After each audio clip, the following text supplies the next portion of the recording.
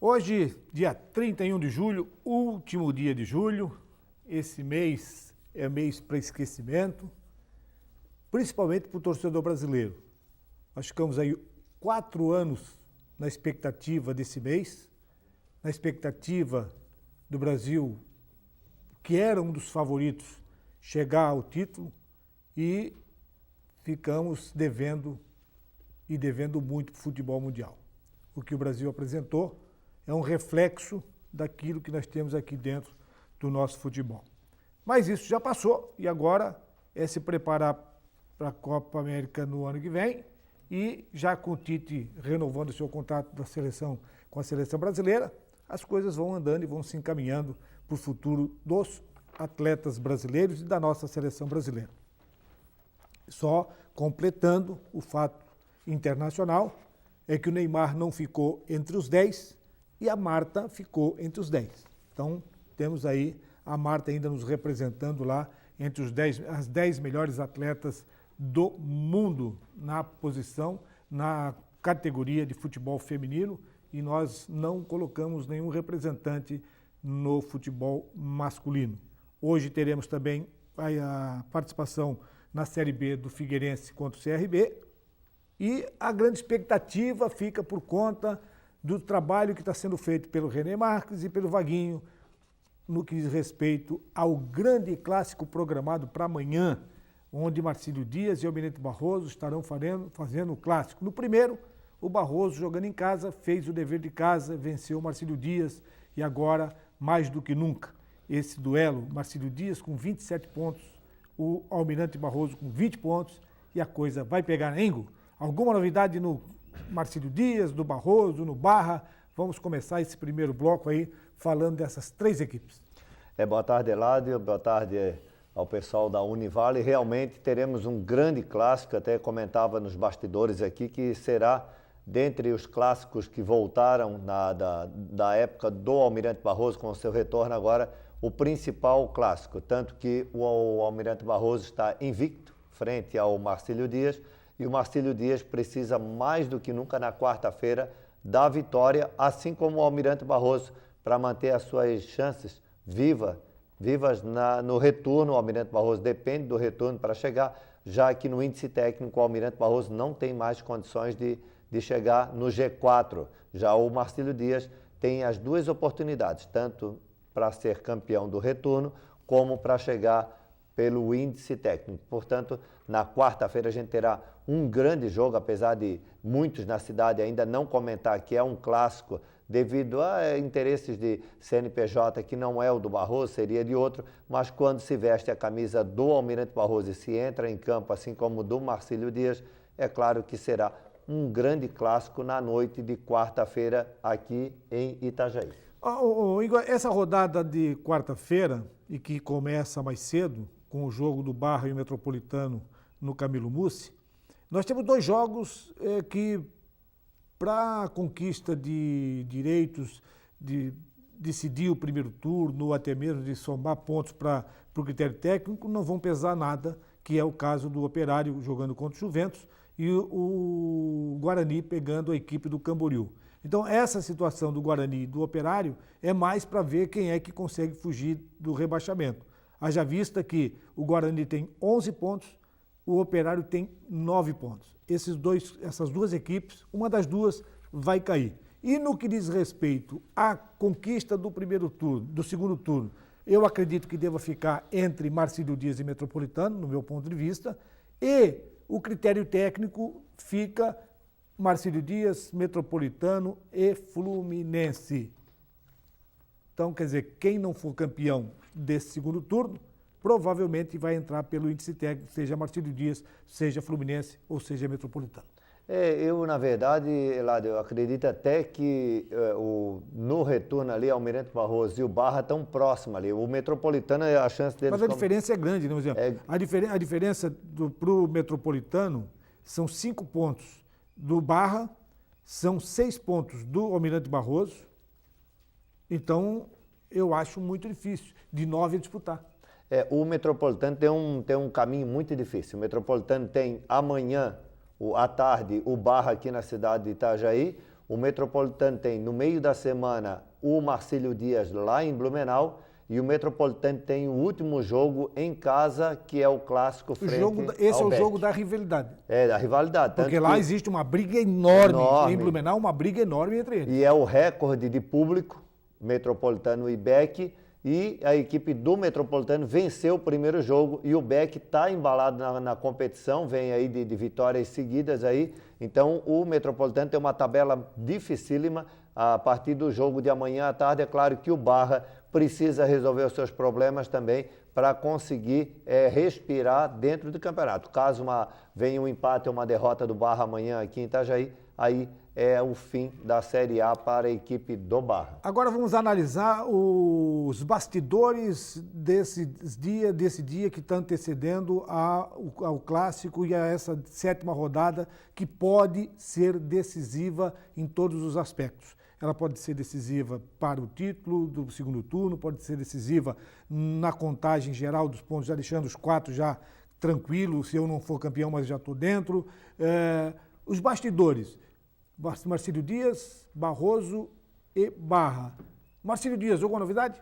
O Marcílio Dias tem o retorno do Feitosa, que faz uma diferença muito grande ali no setor de meio campo ali, e voltou a se comentar nos bastidores sobre a situação do goleiro. Pessoal, a gente encontra muitos torcedores também, conversam com a gente nas redes sociais, perguntando muito sobre o Rafael Kahn e falando muito sobre o goleiro, o Luiz Carlos, que é o sucessor hoje do Christopher. O Luiz Carlos, que tem 23 anos e ele tem 1,95 m, e o pessoal fala muito bem desse goleiro, Luiz Carlos. Então, cada vez que acontece um gol, como aconteceu domingo, o gol do Juventus, aqui em Itajaí, já praticamente a torcida quer trocar goleiro, quer citar nomes de outro goleiro, assim como foi com o Rafael Kahn, e hoje está acontecendo com o Christopher. Então, a grande preocupação hoje do Marcílio Dias é como vai ficar a situação embaixo dos 3 paus ali com o goleiro Christopher ou o Luiz Carlos. Já que você está nessa aí, me parece que o Rafael Kahn não está na cidade?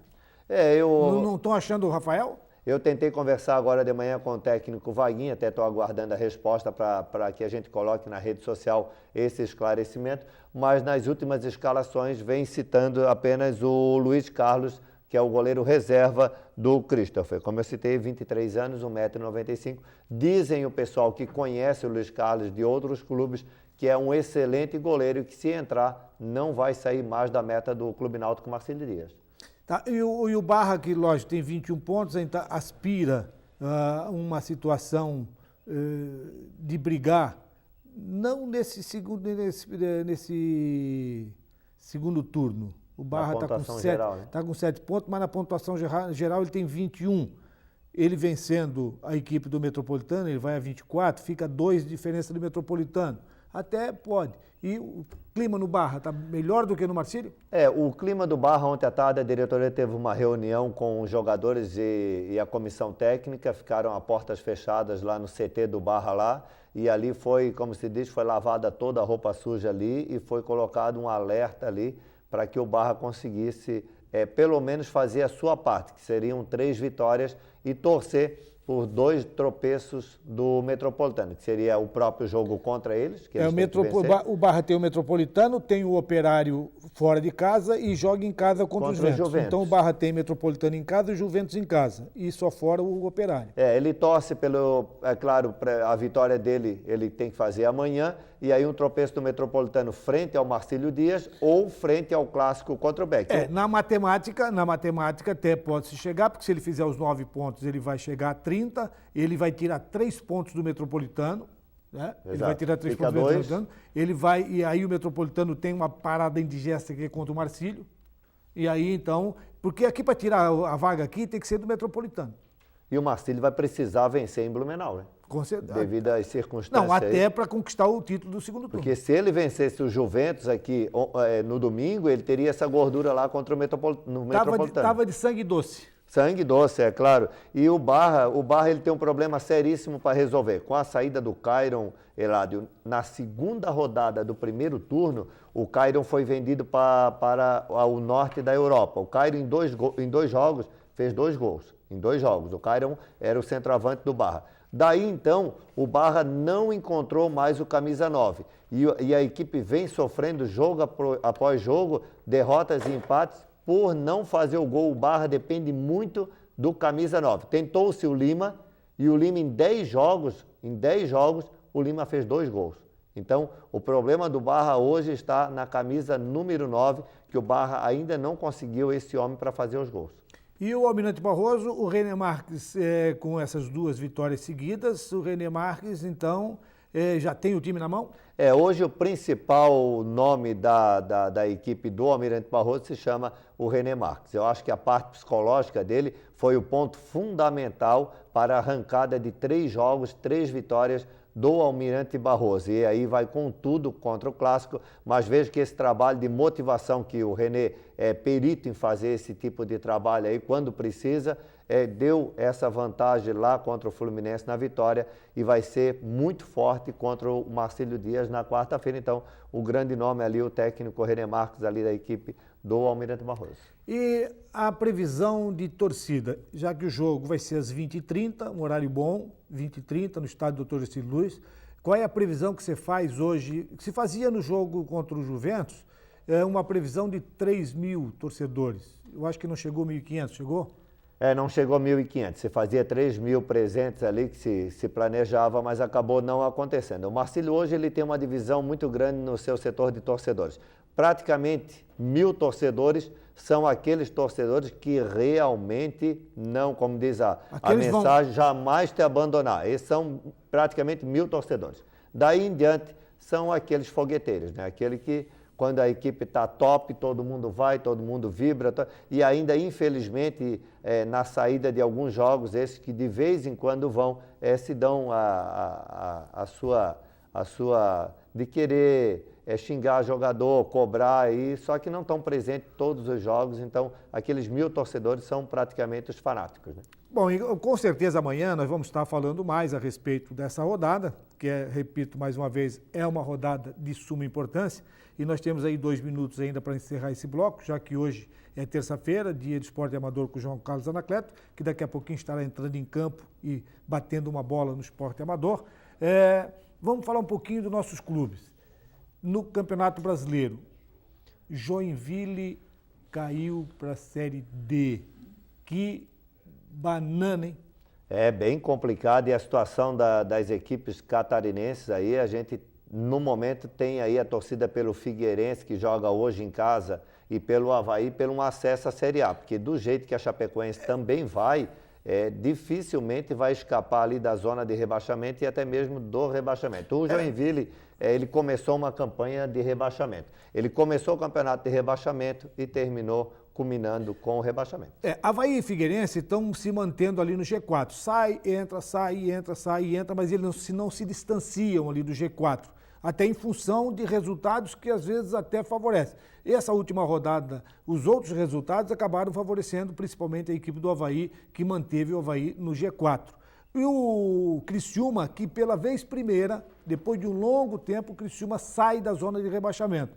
E aí a Chapecoense entra na zona de rebaixamento. Então é uma preocupação na Série A com o rebaixamento da Chapecoense, há uma preocupação na Série B com o rebaixamento do Criciúma, e eu acredito que ou Avaí ou Figueirense, ou os dois, possam subir à primeira divisão. Eu também acredito que um dos dois da capital, ou os dois deva subir. Para a gente seria muito importante os dois conseguir subirem, né? Mas acredito também que o Criciúma não deva cair. Acredito muito no Criciúma. Agora a Chapecoense já vive uma situação muito, muito complicada e vai depender muito desse jogo também da Copa do Brasil, que aí ele já vai ter uma visão melhor do Campeonato Brasileiro. Então nós vamos ao intervalo e na sequência nós vamos voltar já introduzindo o João Carlos Anacleto no nosso time para jogarmos um bolão no esporte amador aqui da nossa cidade e da região. Voltamos em seguidinha.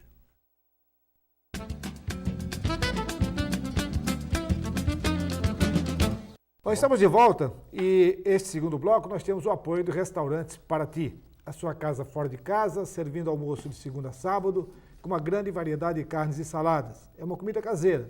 Fica ali na Avenida 7 de Setembro, na esquina do Centro Comercial Marcílio Dias, que está reservado o palco do Gigantão para o grande clássico de amanhã.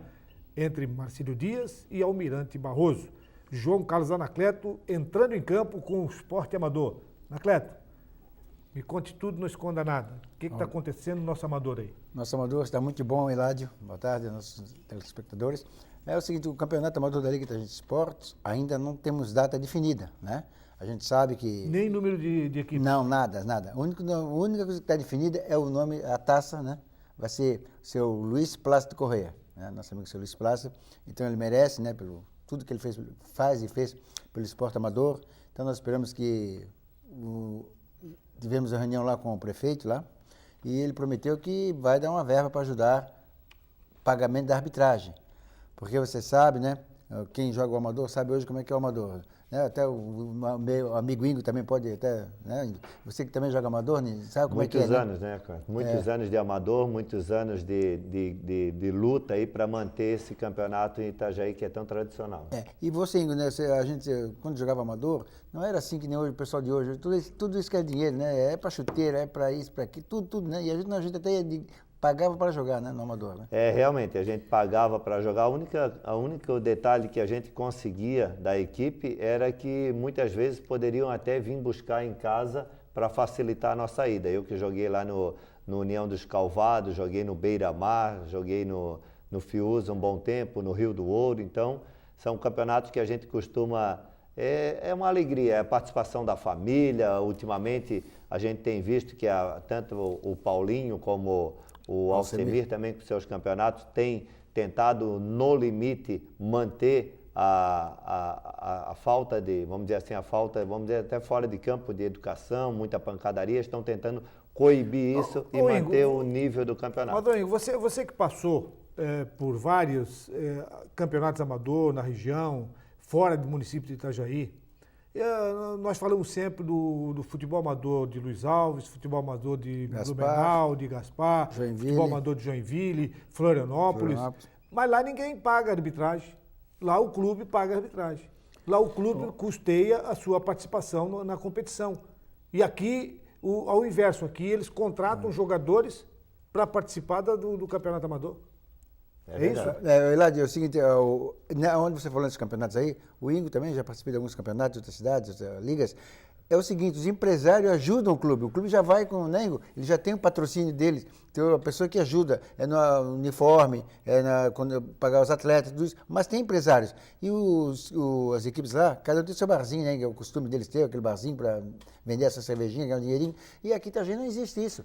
Aqui em Itajaí eu tenho visto, assim, principalmente no Campeonato Primavera e outros campeonatos, a gente tem visto alguma coisa assim sobre a lei do incentivo ao esporte que costuma custear a parte a arbitragem, algumas vezes premiação. A parte administrativa. Né? E outros campeonatos como o de Pomerode, o de Blumenau, que eu também joguei em Apiúna, joguei em Pomerode. A parte financeira é esse o detalhe. Quando alguém se sai muito bem no Campeonato Itajaí, essas ligas de Pomerode, Blumenau aí, eles costumam levar daqui para jogar lá, aos finais de semana, o amador, e pagam bem. Então, aí é o detalhe do jogador bom querer ficar em Itajaí. Não, eu fico aqui, eu jogo pro Rio do Ouro, eu jogo pro Fiuza, só que eu quero receber aí 200, 300 por jogo aí, para que eu possa ficar aqui. Senão eu vou jogar a liga lá em Pomerode, lá em Blumenau, aí eles acabam indo para outras cidades. Ô Igor, o que aconteceu? Por que a equipe de São Nicolau não está disputando mais o campeonato da Liga Itajaí? Porque fazia o campeonato da Primavera e fazia o campeonato da Liga, né, juntos, né, mesmo dia, mesmo horário. E muitos jogadores iam para Pomerode, outros iam para Blumenau e ganhavam dinheiro aqui e não apareciam para jogar. Né, o Teia, que a família lá que gosta de futebol, encerraram para não jogar mais por causa disso. Então hoje assim é. Então tu vai lá na Liga de Blumenau, na Liga de Joinville, a gente sabe, né? Eles tratam a gente como sempre profissional. Né? Os caras pagam certinho. E aqui é difícil. Anacleto, falando dessa forma, agora eu me lembrei de Balneário Camboriú ali. Balneário Camboriú tem um detalhe muito legal, que eles fazem o campeonato amador veterano. Então aí dá uma qualidade melhor no novos e no veterano. São feitos veterano e novos. E tu não vê assim reclamação nessa parte de investimento, até porque o campeonato deles também rola durante a noite. Então eles têm jogos à noite ali no municipal ali. Tem. E aí fica bem legal o campeonato. E um exemplo que agora terminou inclusive o da Interligas, que foi coordenado pela Liga de Itajaí. E O Rio Douro foi campeão, né? Sim, E o Rio Douro foi isso. campeão. Nessa competição, quem é que banca a arbitragem? A arbitragem é os clubes. Ele Quem foi campeão? O Rio Douro. Em O Rio cima Douro do Floresta. em cima do Floresta Palmeirode. O jogo Isso. foi domingo passado aqui em Itajaí, né? E a equipe do Floresta, a do Rio Douro, ganhou pelo placar de 3-0, né? E o Rio Douro fez uma bela campanha, foram 4 jogos, 3 vitórias e apenas uma derrota. E essa derrota ainda aconteceu em casa, né? Pra ter ideia, aconteceu em casa. Mas mesmo assim, agora no domingo passado, foi lá no primeiro jogo da final, lá em Palmeirode, trouxe um belo resultado, 2-2, e aqui ganhou pelo placar de 3-0. Hilário, vamos falar um pouquinho do Campeonato da Pimpa agora. Fica à vontade. Isso. Então, o Campeonato da Pimpa, né? Eu acho que o Ingo já jogou também Joguei muito Pimpa Campeonato da Pimpa, também. né, Pimpa? Joguei Pimpa também. Então, no sábado retrasado, nós tivemos o Tem que início... dizer assim, onde é que tu não jogou? onde é que nós jogamos? Temos o Campeonato da Pimpa, né? Muito bem organizado, viu, pelo nosso amigo Sérgio, o Tim, né? A diretoria lá. Muitos anos. Muito organizado. Então, nós tivemos aí o resultado aí, ó. Na primeira rodada, Refrotec 1-4 para a equipe da Mecânica Leno. O time lá do nosso amigo Bolacha, ganhou de 4-1. Tivemos Ilha Soccer 2 para a equipe da Vovozena. E o Disco Voador, né? Ganhou o time do Container. O Container foi campeão agora na última competição. O time do Pato Roco tomou de 10-2. Nossa. Imagina essa loucura do Pato. E no outro jogo tivemos também Sofrio 2 para a Pet Shop e Porto Transporte 4, 1 para a equipe do Orral Representações, né? E o Campeonato do Barroso, tá? Já O Campeonato começou? Barroso já começou e está em andamento, né? Nós vamos ter hoje a 5ª rodada da competição. Nós vamos ter hoje, quinta-feira nós temos jogos aí, ó. Argamassa 10 para a equipe do Blue Piscina, que é a equipe do Fábio Pranche, né? O Fábio Pranche também fez uma baita de uma equipe. E 5 para a Mecânica Mafra, Rafa, e 5 para a equipe do Oficina do Micro. E hoje temos rodada MM Madeiras, Oficina do Micro, e vamos ter Tonho da Grade versus Oral Representações. Você também jogou no Barroso, né, Ingo? Também joguei no Barroso, então é difícil algum campeonato que eu não tenha jogado. O da Pimpa ainda joguei na época ainda que a Pimpa era na beira da BR lá. Isso, e perto da balsa isso, ali isso. também tinha um campo ali da Associação dos Advogados, ainda Jogava ali, consegui isso, jogar ali, depois Ingo, não deu mais. e hoje eu estive lá no Itamirim Clube de Campo, falando com o Fabinho, né? Então a novidade, são 1.200 atletas inscritos e 100 equipes. O Ingo, né, o último campeonato que teve lá, na categoria do Ingo, o Ingo foi o goleiro menos vazado. Né? Só que tem que explicar que essas 100 equipes envolvem Sim, claro. o Mirim, Sim, envolve tudo, 100 várias equipes, categorias, claro. inclusive feminino. Feminino, claro, mas são 100 equipes, né? Depois aí a gente sabe que o clube com maior competição esportiva é o Itamirim do sul do Brasil. O Ingo é novos A, novos B e novos C, né? Veterano A, veterano C e B. Master. O Master, eles estavam tentando o B, o Master por enquanto só o A. Tem o Infanto, de fraldinha, dente de leite. Dente de leite, fraldinha, feminino. feminino A e B, feminino sim. Então é uma competição que eu participei lá, até ainda consegui levantar mais um troféu lá de menos vazado lá, a gente está aí na teimosia ainda, mas o pessoal insiste e a gente vai jogando. As equipes já estão feitas, qual é a sua equipe esse ano? A minha equipe, eu vou no veterano pelo Retrancas e também na equipe do Master pelo Retrancas. Pode jogar por dois? Pode jogar por... Na minha idade eu posso jogar nas duas categorias. Posso descer pro veterano e posso jogar dentro da minha categoria, que é o Master. Não coincide as Não, datas? é isso que eu ia falar agora. É incrível, né? Coincide. Às vezes, se tem um jogo anterior que é do Master e depois, logo na sequência, tem um veterano, eles aguardam terminar um para que tu possa jogar o outro. Eu acho que o último jogo que eu trabalhei lá, eu acho que tu era o goleiro, nós tínhamos que esperar terminar o jogo para você vir para o campo. Houve um atraso entre um jogo e o outro, e aí a gente teve que esperar aí de 10 a 20 minutos para que terminasse e pudesse vir para o outro campo. E a tua equipe está bem formada? Está bem formada, a minha equipe colocou uns Master novos ali, eu que no campeonato passado eu joguei pela Promenar, que não renovei o contrato aí. Sérgio não quis dar um carro para mim? O Sérgio não quis me fornecer uma Amarok lá e eu acabei indo para a equipe do Retrancas. Mas a gente sabe, né, o campeonato, igual eu já falei com o Fabinho, né? O importante é a disciplina, né? Lá eu participei não por mim, mas participei de um julgamento lá de alguns atletas que tiveram lá a sua punição pelo cartão vermelho e algo a mais. E realmente, ali advogados, tudo reunido ali, é uma pressão muito grande. Então, quem vai a julgamento a primeira vez, dificilmente vai querer ir para a segunda vez. É uma pressão muito grande. E outro fator ali importante é a arbitragem, né? A arbitragem é muito boa. Né? E ela tem o comando do Palhão, o Palhão que faz parte da Federação Catarinense de Futebol, de vez em quando apita árbitro lá, como o Celinho também participa de jogos. Então, tem árbitros ali, o próprio Marcão pertence à Confederação Brasileira. O Pailhão já faz um tempão que está no Tamiri. Muito tempo lá, joga. Depois que saiu o Nivaldo, que o Nivaldo fazia parte desse projeto da arbitragem, saiu o Nivaldo, entrou o Pailhão e nunca mais saiu. Tivemos ali no meio termo o Tesseles também, e depois com o Pailhão aí, pronto, aí há muitos anos o Pailhão lá fazendo a coordenação do apito. E realmente nós temos árbitro lá, CBF, árbitro FIFA, né? O Lopes, aquele que apita aqui, o Celinho também. Carequinha lá, o nosso...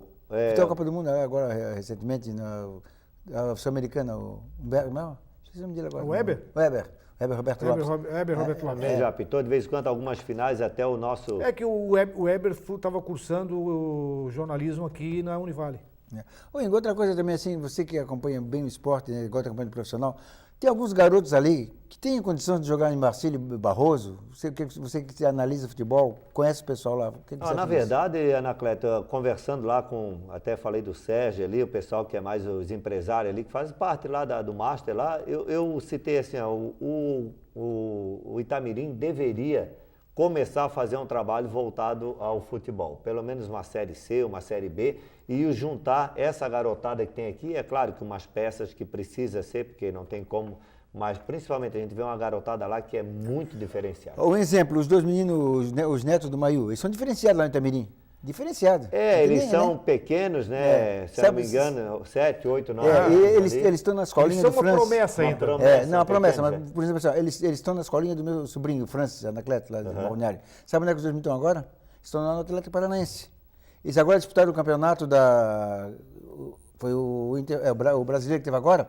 3 meninos deles, um goleiro foi pro Vasco, um foi para o Inter de Porto Alegre, agora, recente essa semana, né? E das competições. Então eu digo assim, aproveitar esses meninos aqui, né? Fazer um clube empresa, alguma coisa para aproveitar essas crianças. Um trabalho que o Barra faz na cidade de Balneário Camboriú. O Barra é um clube formador. O Barra não tem assim muitas pretensões à conquista de título. É claro que joga para conquistar, né? Quem não joga? Ele foi até campeão catarinense da Série B do Sub-17 no ano passado, o Barra foi campeão, mas é um clube formador. E a gente vê garotos de Itajaí, ainda ontem conversei com um dos pais do garoto que está em Criciúma ali, que a gente chama de Barreirinha, um garoto que treinou aqui em Itajaí, está com 17 anos, e o outro é o Wellington, que está no Atlético Paranaense também com 17 anos.